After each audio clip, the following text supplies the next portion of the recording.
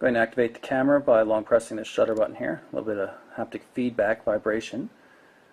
Easy to use, just point it, press the shutter button halfway to get focus, and then press it all the way to take the photo. Take a couple extras. See if I use the volume key. Nope, no digital zoom there. Got some settings here. Pretty cool looking interface. I'm going to switch to video mode. And again, let's take a look at the kind of settings we have. Make sure it's, there we go, YouTube HD. Did I get that? There we go. And let's start the video.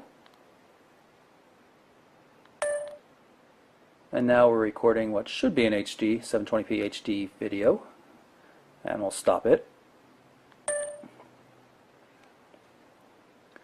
Now let's see if we can play it back.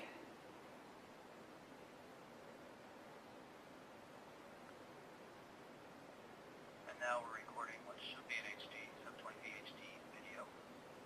And we'll stop it. So far so good.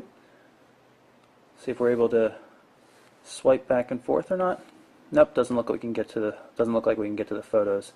So let's go back to the camera mode and see if we can navigate through the pictures like that.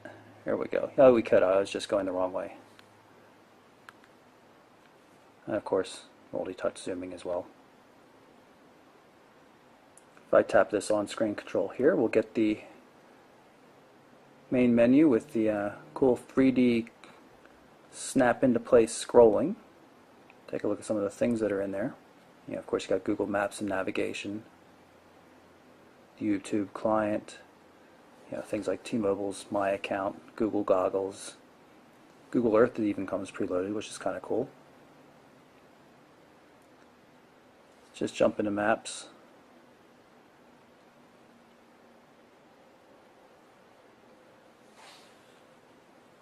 Of course, you have the multi-touch zooming control and everything. Layers, and we'll turn on satellite.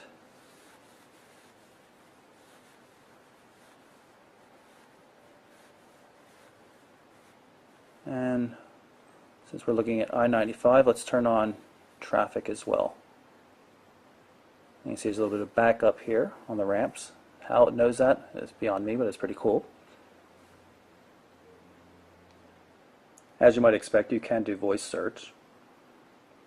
Dairy Queen. And hopefully that'll bring up local Dairy Queen results.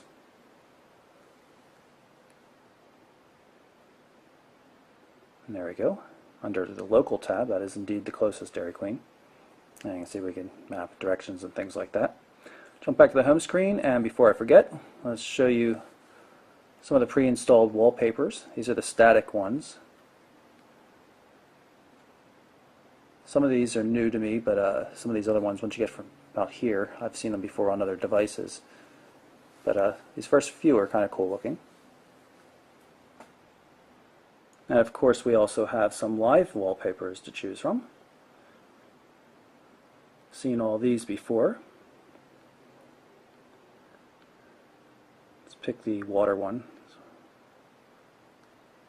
We'll set that so you can see what it looks like. You can see the water ripples wherever I touch. I'm running the Twitter for Android client here. I just added one of my accounts, and I'm going to tell it to synchronize with existing contacts. Not going to import all the contacts because that would make a mess. Really strange though, just like we saw in other versions of the official Twitter client, doesn't appear to be any landscape support, which is quite sad. The fact that they're installing it ahead of time on this device is really odd if it doesn't support landscape mode. In any event, it has swipes, so we'll be able to use that anyway.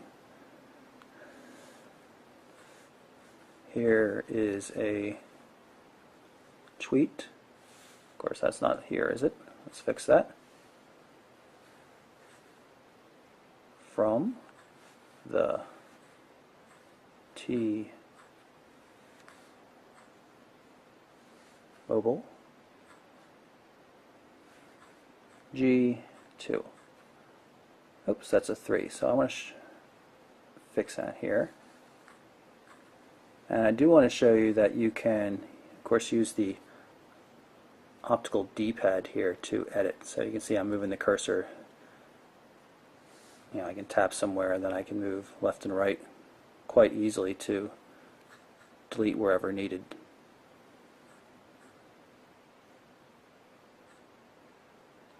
And I'm just going to press update and send out that tweet. And quickly before I forget, just going to show you, here's the contact system with photos and everything. And of course you also have your favorites, you know, a subset that you can easily get to.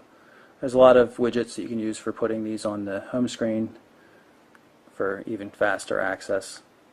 Let's see if I can grab one here. Missing most of the HTC Sense things here though. You can still use shortcuts.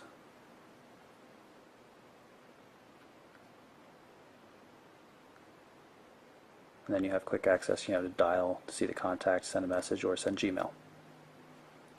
So that's my quick look at the HTC G2 for T-Mobile USA. It's on sale now for $199.99. Really nice hardware. Really quite pleased with it. I think it could use a little bit of a stiffer spring in the this mechanism for the sliding lift and slide keyboard and display mechanism, but I really think it's very nice overall. I think a lot of people are really going to enjoy this device. Not as fast as the 1 gigahertz devices I've seen out there, you know, in terms of like, you know, browser responsiveness, but it seems really solid otherwise. So again, that's the T-Mobile G2 by HTC, and I'm Michael Orrell from MobileBurn.com.